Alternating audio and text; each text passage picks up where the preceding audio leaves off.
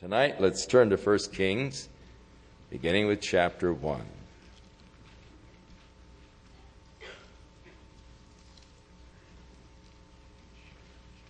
First Kings, of course, is just the continuation of the history of the kings of Judah and Israel. 1 and 2 Samuel are taken up pretty much with the time from Samuel through the reign of David. As we get into the book of the Kings, we continue now the story of the history of the kings of Israel and Judah after David passes from the scene. 1 and 2 Kings actually cover a period of approximately 400 years. And they give to us the record of the kings. First of all, those that ruled over Judah. Now, as we get into 1st and 2nd Chronicles, you have a repetition of a lot of the history. But 1st and 2nd Chronicles are the chronicles of the kings of Judah. So they don't really deal so much with the kings of Israel. Whereas 1st and 2nd Kings deals with both Israel and Judah. The kings that reigned in the north, the kings that reigned in the south. So in chapter 1, we read, "Now King David was old and stricken in years." When it says that they were old and stricken in years, it means that they had begun to become an invalid. As others in the Old Testament, some, of course, like Moses, their strength abated not. His sight and all was excellent right up until the day of his death. But others, it declares that as they became old, they became stricken in years.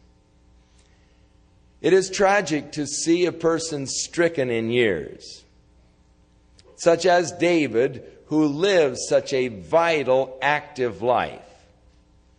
But David, as he got older, just wasn't the person that he was when he was younger, as is the case for all of us. But David, as he became older, was out in battle, you remember last week, and started to faint. And so they said, "Hey, you're not going to go out and fight anymore. You stay home, we'll do the fighting." But now as he continues to age, he becomes sort of an invalid, stricken in years. It's a sad statement of that invalidism that oftentimes overtakes an elderly person. So this is far from David the great warrior and David the man who was so active as he becomes old. In fact, I hate to see my hero this way. They putting on blankets and he's still shaking, And so someone suggested that they get hold of a young virgin, that she might stand before the king and love him and cherish him and take care of him and lie in his bosom that he might be warmed. And so they sought for a beautiful damsel from all of the areas of Israel, and they came across Abishag, a Shumanite. And they brought her to the king, and she was very beautiful, and she loved the king and ministered to him. But David did not have relations with her. Now David's son, Adonijah, who was the full brother of Absalom. He was the son of Haggith, this Jezreelite. She bore David at least 2 sons, and both of them actually sort of rebelled against their dad. And Adonijah, when he saw that his dad was getting old and feeble, decided that he would take over the kingdom.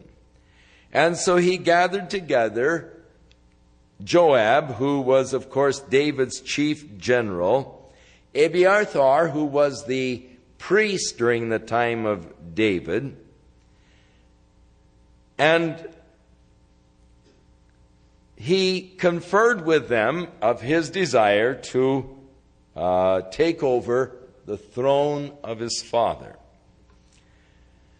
But Zadok, the other priest, and Benaniah, and Nathan the prophet, and Shimei, and other mighty men which were with David, did not go along with Adonijah. But Adonijah threw a great party, killing many sheep and oxen and fat cattle, and had this big sort of a announcement or pronouncement of himself as king over Judah. But Nathan the prophet and Benaniah and these other fellows weren't invited. So Nathan came to Bathsheba, and he said, "Did not David promise to you that Solomon, your son, would reign in his stead? Now, you better hurry and get in unto David, because Adonijah is gathering men around him and is planning to take over the kingdom. And so you go into David and you say to David, 'Did you not promise me that my son Solomon would reign in your stead? How is it that Adonijah has set himself up as king?' And while you're talking to David, I will come in and confirm to David that what you're telling him is true, that Adonijah in reality has gathered Joab and these other fellows and is trying to set himself up as king." So Bathsheba came in to David and said, according to the words of Nathan, she said, "How is it, I thought that, David, that my son Solomon was going to get to reign in your stead, and all. And how is it that Adonijah now is setting himself up, and what's going on?" And David, of course, was not aware of what Adonijah was doing. And while she was talking, Nathan came in, and David questioned Nathan. Nathan confirmed the fact that Adonijah had called these fellows together and was having this big shindig in which he was making the announcement of himself as king. And the people were saying, "Long live Adonijah the king," and all. And so David then ordered that they take his mule and set Solomon upon it, and take him through the streets, and let the people proclaim, "Long live Solomon the king." Take him down to the spring of Gihon, and there let him be anointed as king over Israel by Zadok the priest.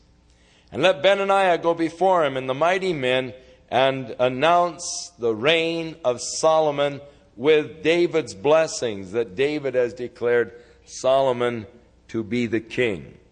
And so the king said, "Call Bathsheba," and she came back in and stood before David. And the king sware and said, "As the Lord liveth, that hath redeemed my soul out of all distress, even as I swear unto thee by the Lord God of Israel, saying, Assuredly Solomon thy son shall reign after me, and he shall sit upon my throne in my stead, even so will I certainly do this day." So Bathsheba bowed with her face to the earth, did reverence to the king, and said, "Let my Lord King David live forever." And so he made the arrangements then for Solomon to be anointed by Zadok the priest there at the pool, or the springs of Gihon, and then to be led into the city, proclaimed as king. So, verse 39, Zadok the priest took the horn of oil out of the tabernacle, and he anointed Solomon, and they blew the trumpet, and all the people said, "God save King Solomon."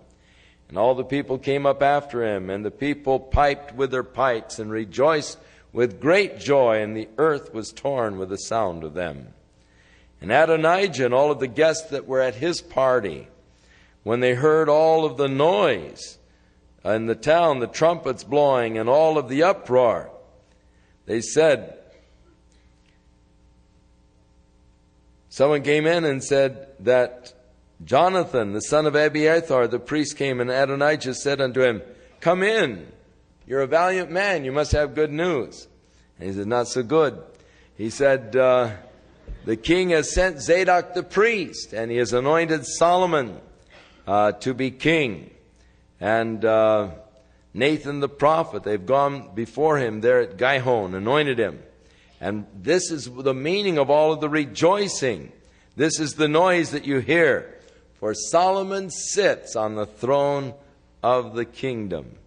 And moreover, the king's servants came to bless our Lord King David, saying, God, make the name of Solomon better than thy name, and make his throne greater than thy throne. And the king bowed himself on the bed. In other words, when they came to David and said, may God bless your son even greater than you've been blessed and all, David acquiesced and acknowledged, by his bowing to Solomon's reign and the declaration that Solomon's reign should be great, even greater than David's.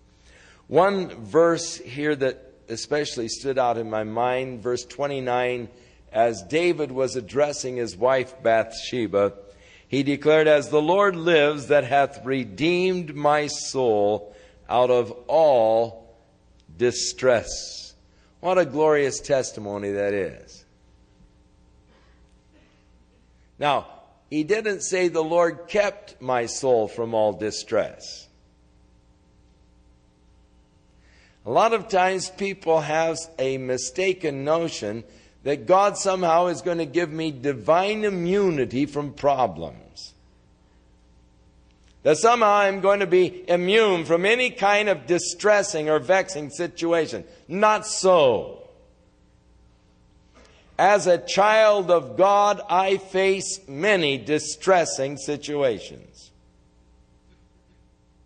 I have no immunity from problems, from suffering, from hurts, nor will you. But I do know that God will deliver me out of all my distresses.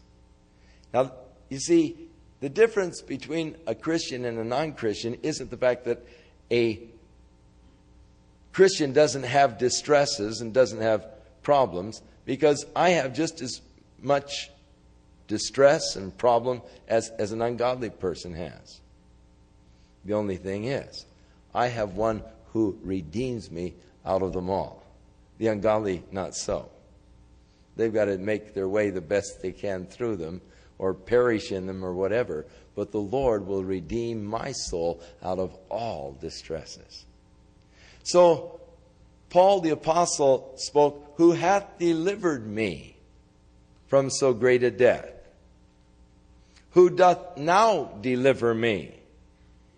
And I am confident that he shall yet deliver me. But being a child of God did not give any kind of protection against problems, against battles.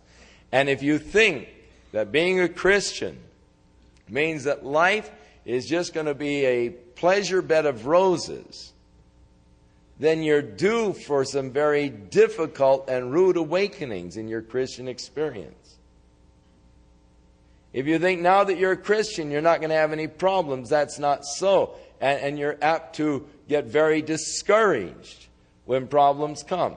But if you know that as a child of God, I'm going to face problems just like everybody else, but the Lord will be with me and redeem me and help me in my problems, and will bring me forth victorious. That's the important thing. So that even in my problems, I do have a different mental attitude than the non-Christian.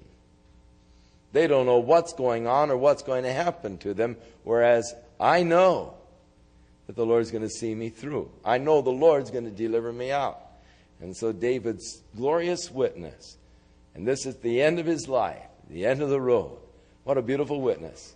Oh, as the Lord liveth, that hath delivered my soul out of all distresses. So Solomon is now sitting on the throne. And when Adonijah heard this, of course his guests all fled. And Adonijah ran in and grabbed hold on the horns of the altar. Now on the altars that they used to make, on the corners of the altar, they had these little raised areas that looked like a horn. On the four corners of the altar, these little areas. We saw one of the altars that the archaeologist uncovered in Beersheba, the ancient city of Beersheba. And they haven't really uncovered too many altars whole. In fact, this is one of the first one where all four horns were still intact. And they're just little horns that sort of come up on the edge. Well, Adonijah went in and grabbed hold of the horns. And when you read, he went in and grabbed hold of the horns of the altar, it means he grabbed hold of these two little handle-like things that come up that look like horns there on the corners of the altar. And so they came and told Solomon that Adonijah is afraid of you. And he's in, holding on to the horns of the altar, saying, "Let Solomon swear to me this day that he will not slay me with a sword." And Solomon said, "If he behaves himself, he'll be all right. Let him go home." So Adonijah went to his own house. Now, the days of David drew near when he was going to die. And he charged Solomon his son, saying, "I go the way of all the earth. Be thou strong, therefore, and show thyself a man." Now here's father to son. And it's typical fatherly advice.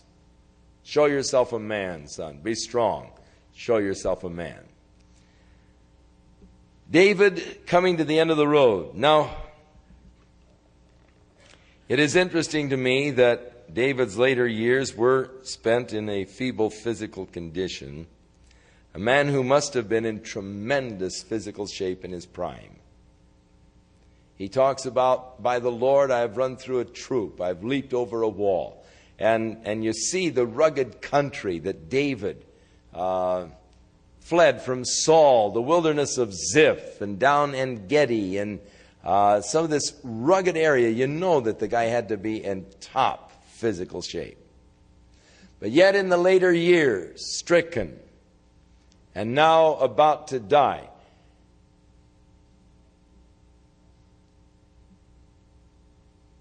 God doesn't give us immunity from death. God doesn't give us immunity from feebleness, perhaps, before death. This business of every child of God ought to live prosperous life and healthy lives it doesn't follow in the Scriptures. Here is David, a man after God's own heart, stricken in his older years, and now ready to die. Others are healthy up until death, but it really, it isn't fair, it isn't right to say, "Well, brother, if you just believe God and think positively, you could be healthy and you wouldn't have to suffer like this." Not so. There is no explanation.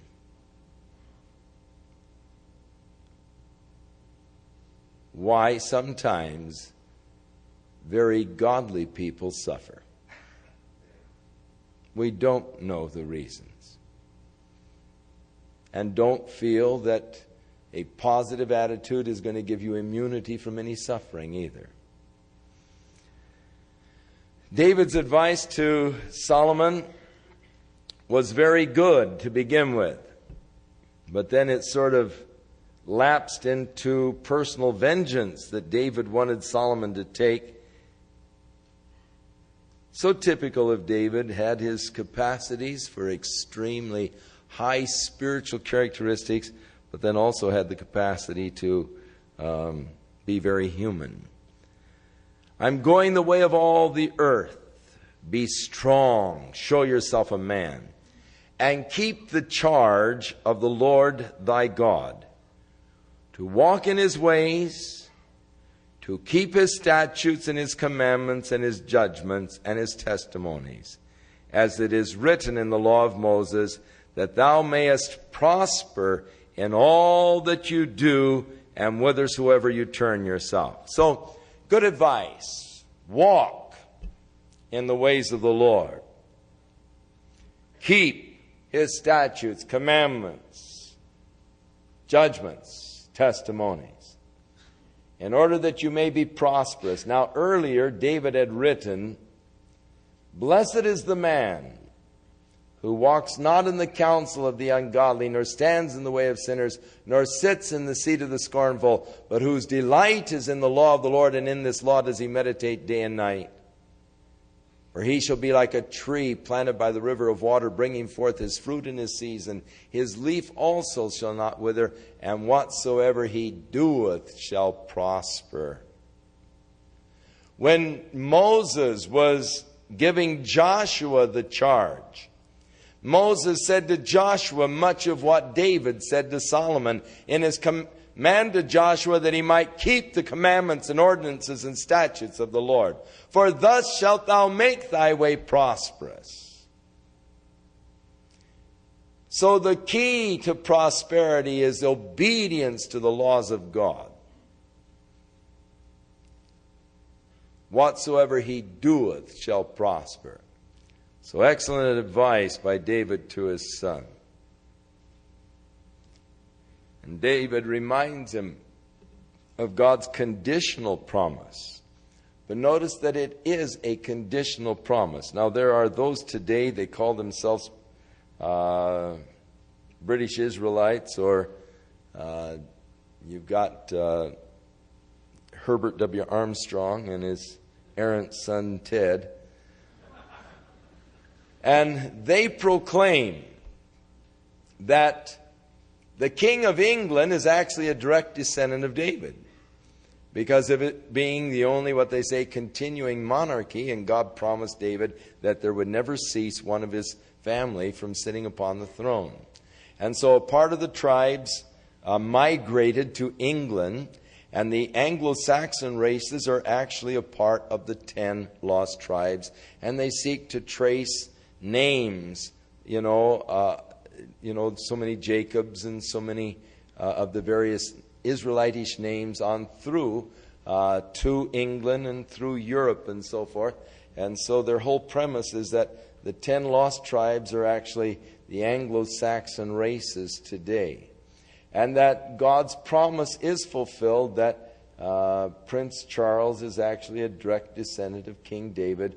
And when he ascends to the throne, it's just a continuation of God's promise to David. But notice that God's promise to David is conditional.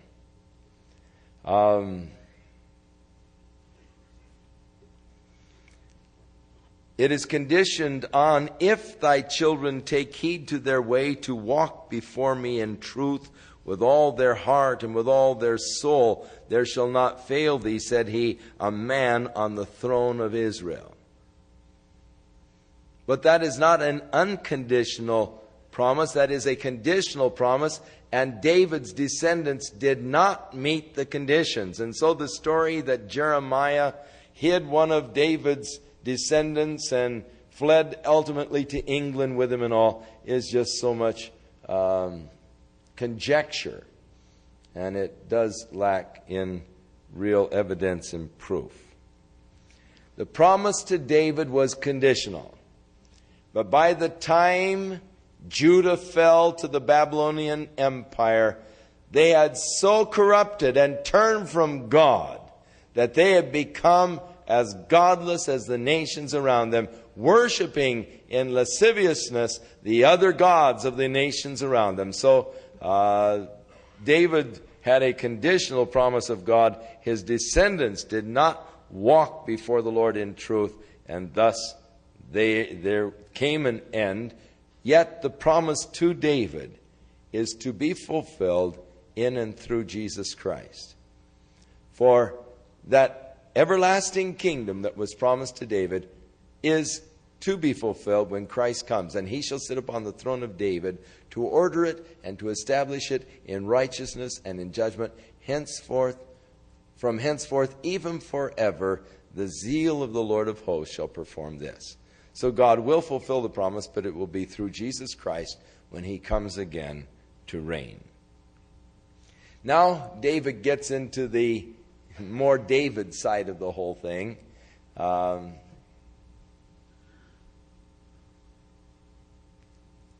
David was just like we are. He carried grudges and animosities and all. And so he now talks to him and he says, now this guy Joab, man, he was a pain.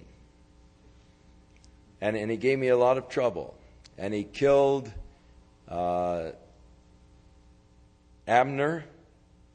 and also Amasa. And he shouldn't have done that. Don't let his old gray head go down to the grave in peace. Take care of him.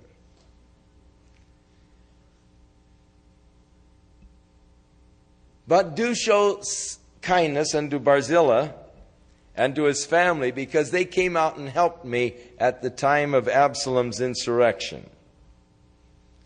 But this guy Shimei, the Benjamite, you remember him who went along the hill cursing and throwing rocks?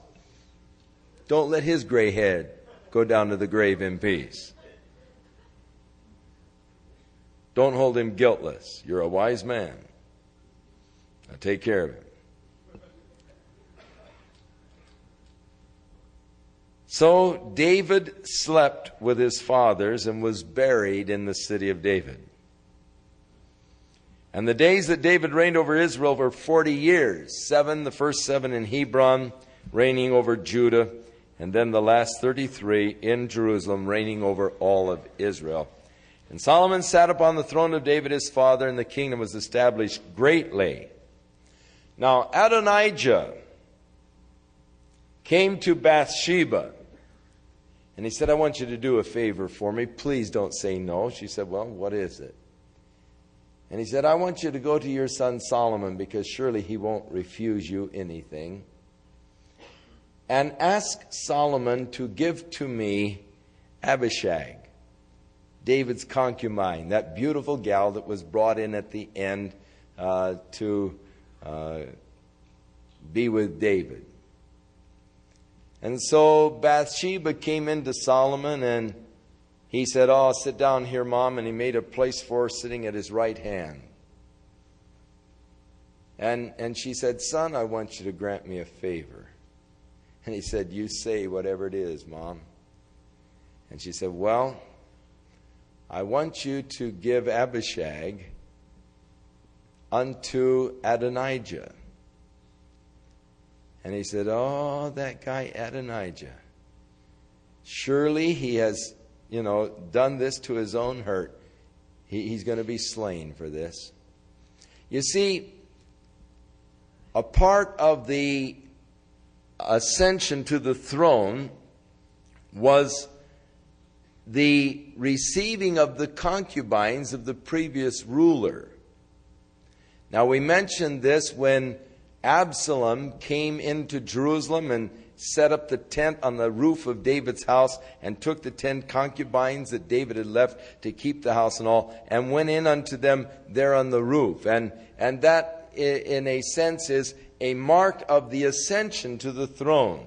David had even taken some of Saul's concubines when he came to the throne.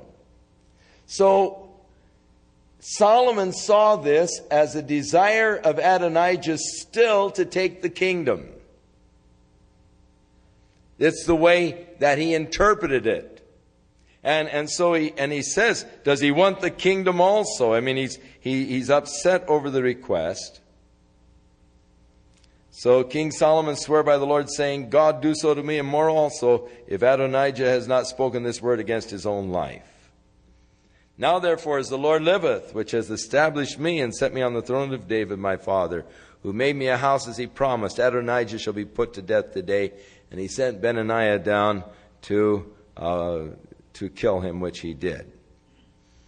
And then Abiathar, the other priest that had gone with Adonijah and conspired with him against, or to put Adonijah on the throne, Solomon banished him from serving in the priesthood. He just sent him off to the farm, put him out to pasture, and that was the end of him as far as any service to the priesthood was concerned.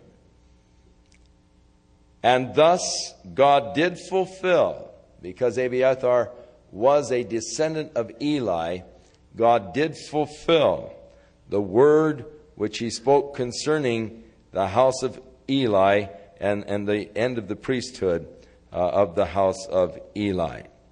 In 1 Samuel chapter 2, verse 31 to 35, where Eli's sons were so evil. Now, tidings then came to Joab that Solomon is moving now against the rebellion of Adonijah, and Adonijah has been killed, and Abiathar has been sent out to the banished, really, from the capital city. So Joab ran in and grabbed hold of the horns on the altar. It was a position of real supplication unto God. You grab hold and you really cry out unto God, holding on to the horns of the altar. So Solomon ordered Benaiah to go out and to kill Joab for all of the innocent blood that he shed. And so he came and said, "Come out from the altar there." And Joab says, "No way, I'm staying here, I'm hanging on." So he came back and he told Solomon, he said, "I ordered him to come away from the altar. He's holding on to the horns of the altar," and he said he won't leave. And he said, "All right, his way, kill him right there." So he came in and slew him as he was holding on to the horns of the altar for the innocent blood, and thus sort of a purging or a cleansing of the bloody reign of David, which much of it, of course, could be laid at the feet of Joab. So Benaiah was made the head over the army, and Zadok became the ruling priest. Now this guy Shimei, that had cursed David, and David told Solomon to take care of him, he called him in, and he said, "Look, you're to stay within the gates of Jerusalem. As long as you stay here and behave yourself, you'll be all right. But the day you leave the city of Jerusalem, you're taking your life in your own hands. Do you understand this?" Shimei said, "Yeah, I understand it." He said, "Okay." So Shimei lived there in Jerusalem for a couple of years. But he had a couple of servants that ran off, and they went down to Gath, one of the Philistine cities.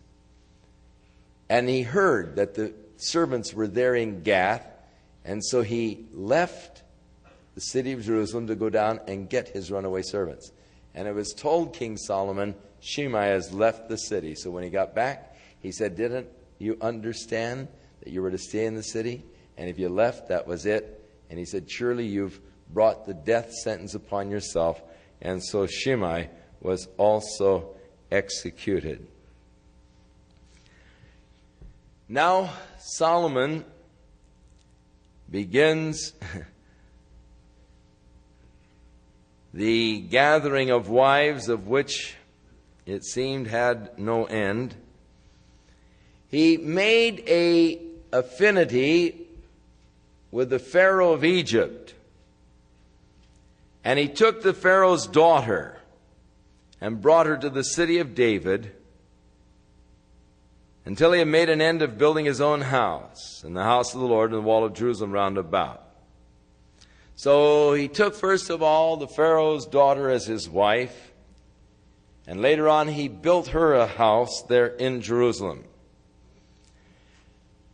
But he was wanting now to build a house for the Lord, the temple in Jerusalem, because the people sacrificed in those days just on the high places, because there was no house built in the name of the Lord until those days. And Solomon loved the Lord, walking in the statutes of David his father. Only he sacrificed and burnt incense in the high places, which was more or less copying after the pagans around them. So the king went to Gibeon, and there on the high place of Gibeon, he offered 1,000 burnt offerings on an altar there. So had a great sacrifice unto God. Now, it must not be thought that these animals were just sacrificed and burned. On these great offerings like this, these were peace offerings, or oftentimes as a peace offering, they were more or less celebrations almost, where they were just great feast. You're going to have a gigantic barbecue. But they would offer the animals, they would sacrifice the animals to the Lord. In other words, the idea was, Lord, we're sacrificing these animals for you. An acknowledgement that you are the giver of all of these good gifts and so forth. But then they would go ahead and roast the meat, and they would all have a gigantic barbecue. Big party. And everyone would eat of it. So they were times of feasting. And it is interesting, you remember they were called feast days, because they were times of great feasting. When you would come before the Lord, it was always a time of celebration and feasting, because God wanted the thought of worshiping Him to be associated with joy and with happiness. I don't know where people got the idea that worshiping God should be sad and mournful. It's tragic that the church went through a period of its history where the more somber and sober you looked, the more righteous you were thought to be. So all of the ministers were seeking to effect a very serious, somber appearance. And they even developed voices with just that great, kind of a mournful, the more you could sound in a mournful tone, really the more spiritual and righteous you were. Hello, brother. And you're supposed to look real solemn and sober and all, and that's supposed to mean that you're very righteous. And if you dare crack a smile, man, you've had it. They know that you've been, not doing your job or something, because somehow they didn't relate worshiping the Lord with joy. And yet God wants us to relate the worship of Him with joy, with thanksgiving, with party, if you please, with just great rejoicing and happiness in the serving of God. For it should be a joyful, happy experience. Fellowshipping with God should be the greatest joy that a person can experience. And you should always go away from true fellowship with God with your soul lifted and your heart light and just rejoicing in the glory and the goodness of the Lord. So, Solomon offered 1,000 sacrifices there. So there was a time of great feasting. And of course, you eat a lot of that lamb and you get sleepy, so he went to sleep. And he had a dream. And in his dream, the Lord came to him and said, Solomon, ask whatever you will.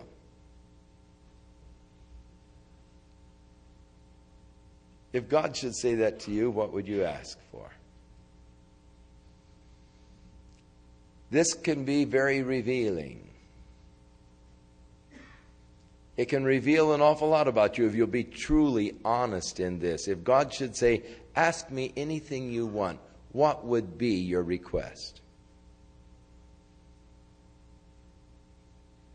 For your answer to that would reveal whether or not you are living on the flesh side or the spiritual side of your nature.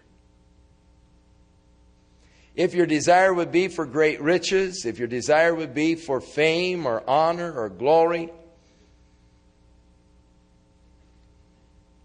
It means that somehow you're still suffering under the illusion that you can one day maybe find satisfaction in your flesh and in things of the flesh.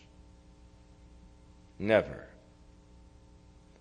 But if your answer be, "Oh God, that I just might walk with Thee in close fellowship. Lord, that I might be the person You want me to be." Or if your answer is in the spiritual things, then that indicates also the fact that your heart is really after God and the things of God, for you're desiring spiritual benefits. So Solomon said, "Lord, here I am sitting on the throne of my father David, ruling over Your people, such a great number and multitude that they can't be numbered. And Lord, I really don't know what I'm doing. I'm a novice at this. I don't know what a king's supposed to do. I don't know how to go in and come out before the people. Lord, there are so many important decisions that have to be made, and people are looking to me for judgment. Grant me, Lord, that I might have wisdom and understanding, that I may properly discern and judge over these people." And it pleased the Lord. And the Lord said unto him, "Because you didn't ask for riches, or for long life, or for the life of your enemies, but instead you asked for wisdom and understanding in ruling the people, I will give to you wisdom and understanding above any who has ever come before or who will come after you." Now, as you go down into the 4th chapter and in verse 29,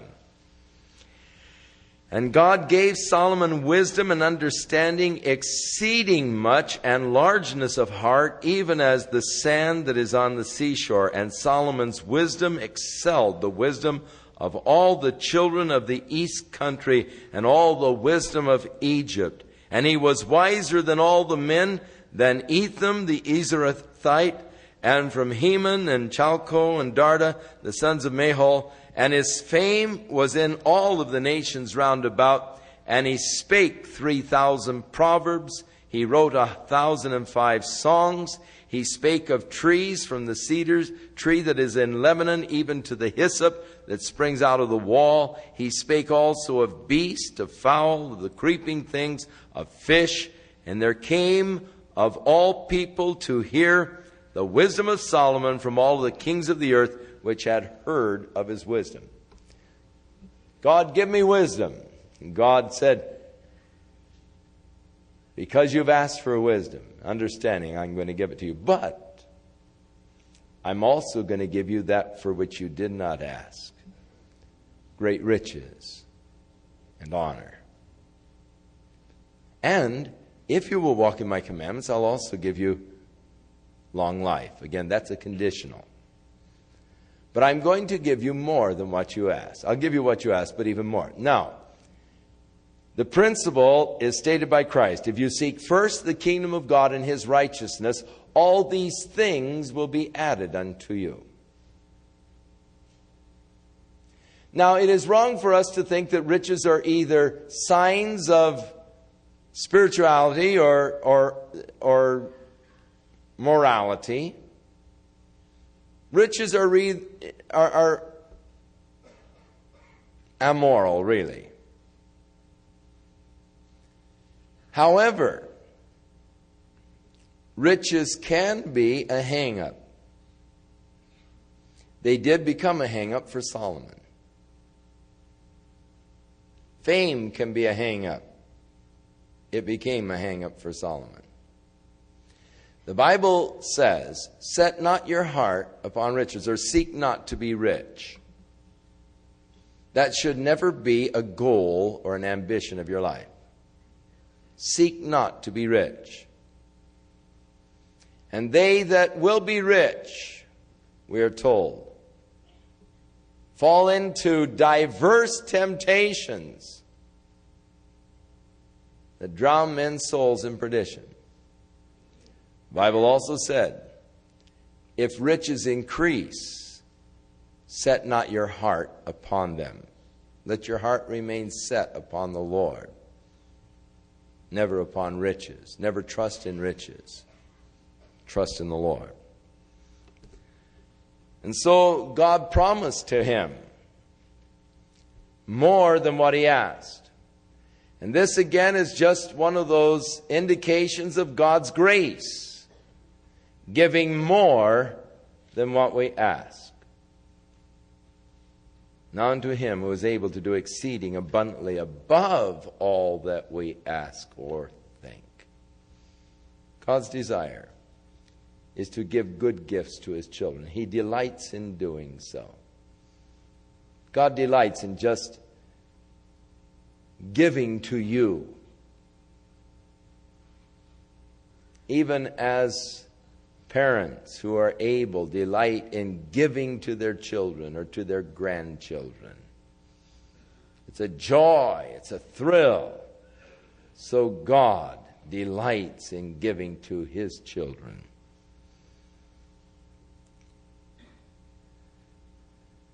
So Solomon woke up, and behold, it was a dream. And he came to Jerusalem and stood before the ark of the covenant. And he offered up burnt offerings and offered peace offerings. Burnt offerings are offerings of consecration, the consecration of my life to God. The peace offerings are the offerings of communion, entering into communion and fellowship with God. So there came two women to Solomon. They were prostitutes. They were living together. And the one said, we both of us had children within a few days of each other. And she, in the night, rolled over on her child and suffocated it. And she pulled a switcheroo. She put the dead child next to me, and she took my live child. The woman said, no, the live child is mine and the dead child is hers. And they were both affirming that the child belonged to them. And so Solomon said, bring a sword. The women arguing over it, cut the live child in two and give them each half. And the true mother of the child said, oh, no, give her the child. Don't do that. Give her the child. And the other said, oh no, that's a good deal. Cut it in half and divide it. And Solomon said, give the child to its mother. And all the people heard of this, and they marveled at the wisdom of Solomon in dealing with this particular issue. Now, as we get into chapter 4, we have listed here those princes that were prominent during the reign of Solomon.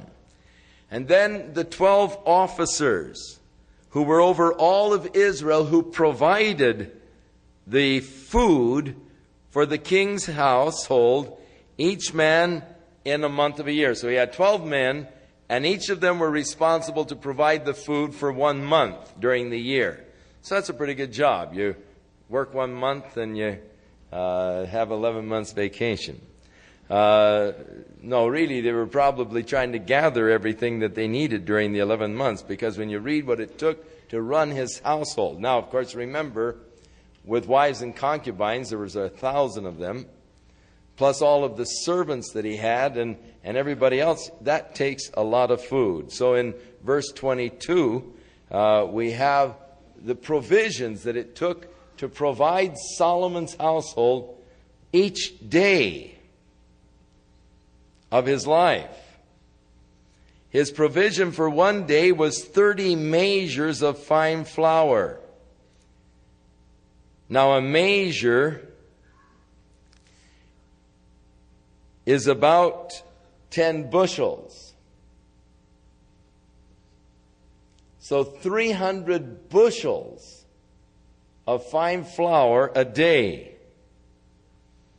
plus 60 measures of meal, or 600 bushels, 10 prime beef, and 20 commercial grade.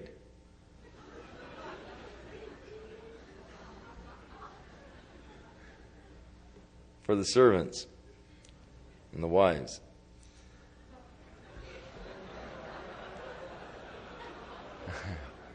Well, really, the wives didn't have anything but just one step above a servant.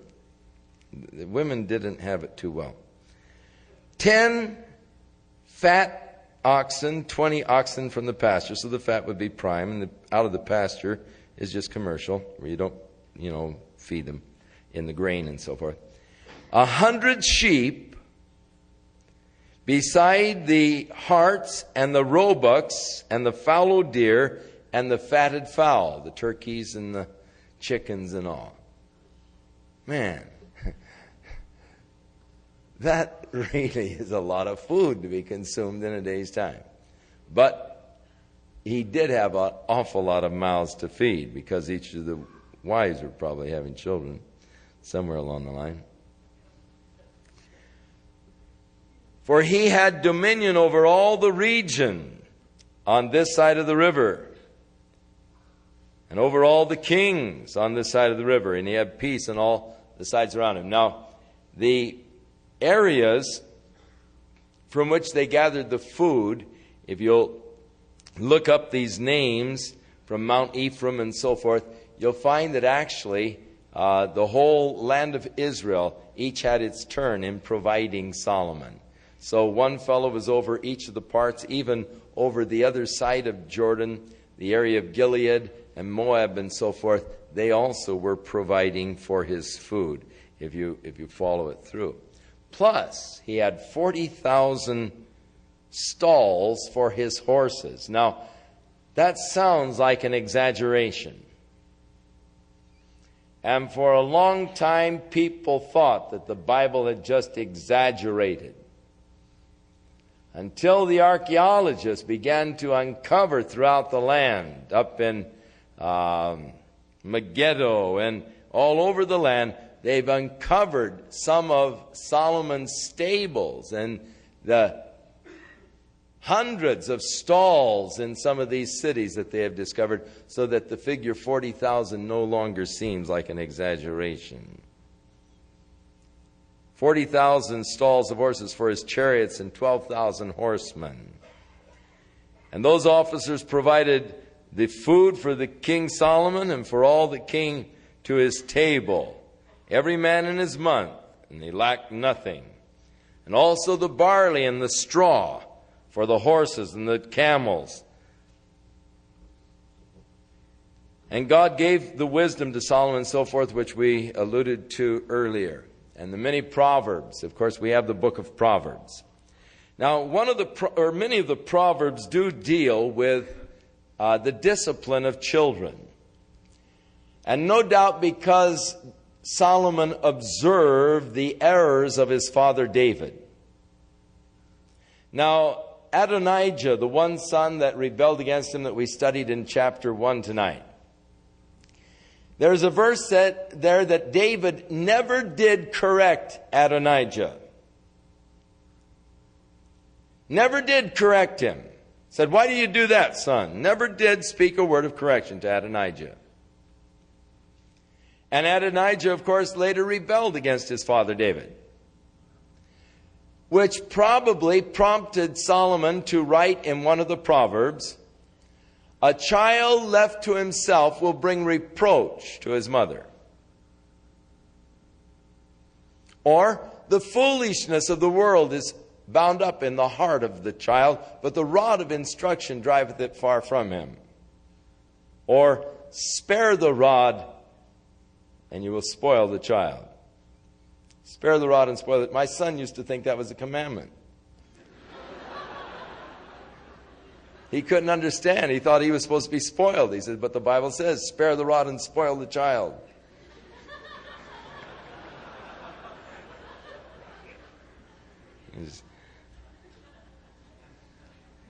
It's interesting the way people can fit the Scriptures to accommodate themselves.